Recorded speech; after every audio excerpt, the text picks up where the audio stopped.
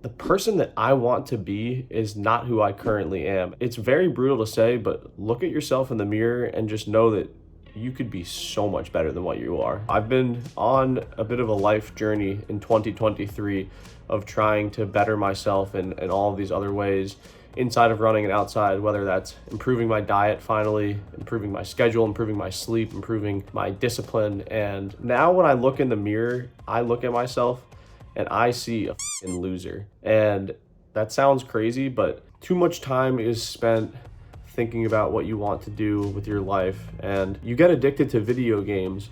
So why don't we get addicted to life? Why don't we lean into the joys of life and lean into trying to better ourselves and become the superheroes that we all want to be? Who you are today is not who you are forever, and you can always get better. You can always improve upon yourself. It's literally, you have to just make that mindset change and be like, I want to be better now. So make yourself hurt, go through uncomfortable things constantly. Another really important thing that I feel like I've learned is that, I haven't PR'd in so long, and I used to be like waiting for someone to help me out of it. And I realized no one can help you but yourself. And at the end of the day, we're all alone. Every single one of us will die alone in this world. You come into this world alone and you die alone. I think that makes sense. But these sound super cliche, but like, use them for a powerful tool.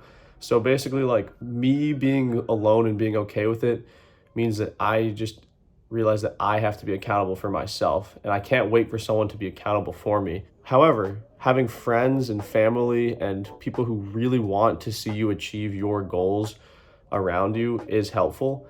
They can help you, they can give you advice, they can coach you, they can do this and that, but you have to be the one to do it at the end of the day. For me, this whole year I've been struggling racing. I haven't been racing fast, and the difference this year versus other years is that when things start to go sour, I give up. I feel like shit. I've burned out in the past. I've mentally given up, and this year it's different because it's now sort of like a lifestyle for me.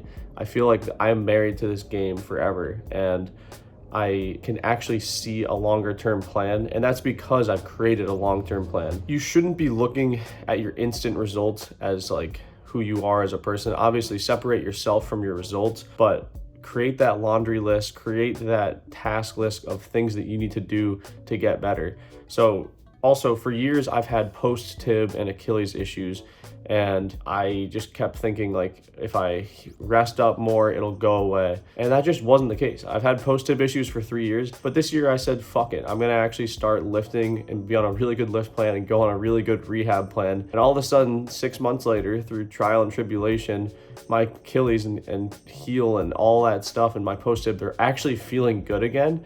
And I feel like in the moment it was really hard to start doing that stuff. But now that I'm lifting 2 times a week consistently, doing my strides, doing my drills, I'm actually getting to a better place. And it takes a while, and you have so many people saying, oh dude, this isn't working, blah, blah, blah, the results aren't showing. But I feel like I have like a little secret. I feel like I know that it's working out, and I'm so excited for when it does. At the end of the day, I'm just focused on myself. I'm focused on my own process, and that's the other thing. It's my own process, and you all have your own processes too. The other thing is, I think having goals is important, but what's more important than goals is doing.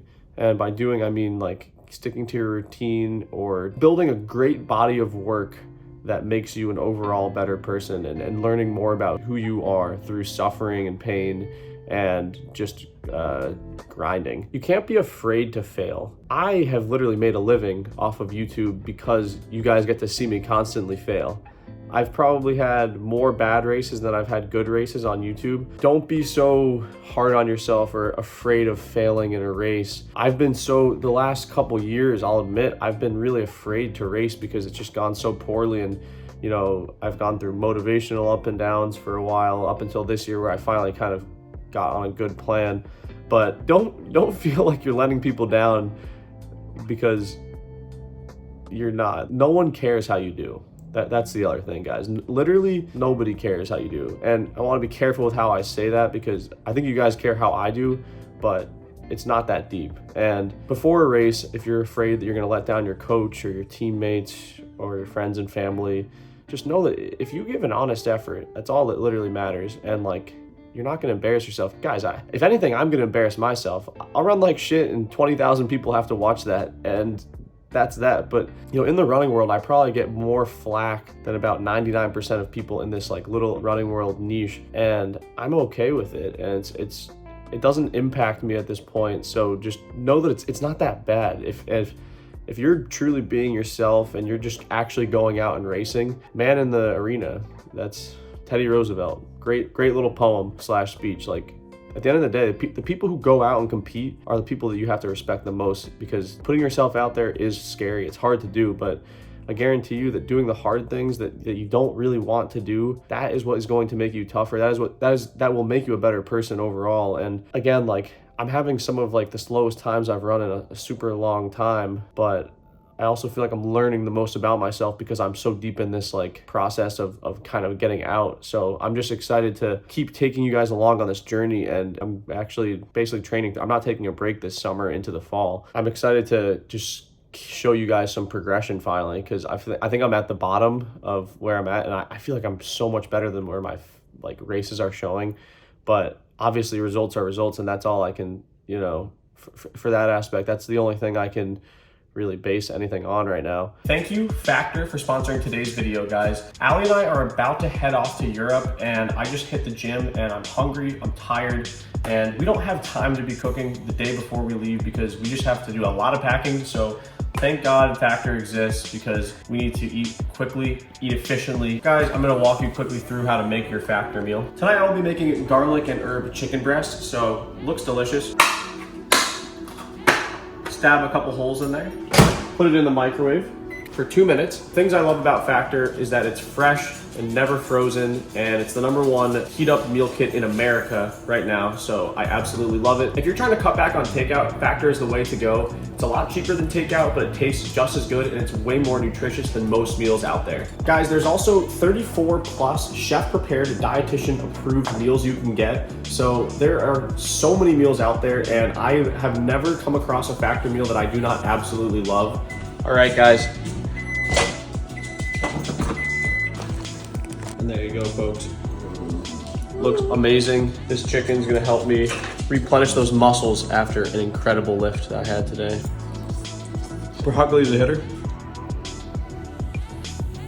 Always amazing, guys. They never let me down. So head to factor75.com and use code ATHLETESPECIAL50 to get 50% off your first Factor box. I know that like a lot of what I'm saying right now seems like motivational crap that like those motivational gurus always say. And I know it's different for running stuff, because I'm not trying to tell you guys to go out here and like grind 100-mile weeks. It doesn't matter if you're feeling pain, keep going through it. You got to be smart. You got to be consistent with it and build up a plan that works for you. So for example, this year, like, you know, I had 3 or 4 straight years of just kind of inconsistencies and injury cycles. So each year I kept trying to jump back into training too quick, and I'd get fit quickly, but then I would lose my fitness quickly or get hurt or get sick again. So this year I finally said, okay, I gotta take a big step back. I gotta build up super slowly. So I did less mileage than I've done ever in the fall. And now I'm finally up to doing like 65 miles, lifting twice a week, doing 2 hard workouts. So I'm finally at like a point in which I'm happy with my training, but it took a year to get back to where I wanted to be. So I think that really it is important to be patient with what you're doing, and you have to come up with a plan that is best suited for you. And I think that that's a huge, you know, just issue within like high school and collegiate coaching and even professional coaching.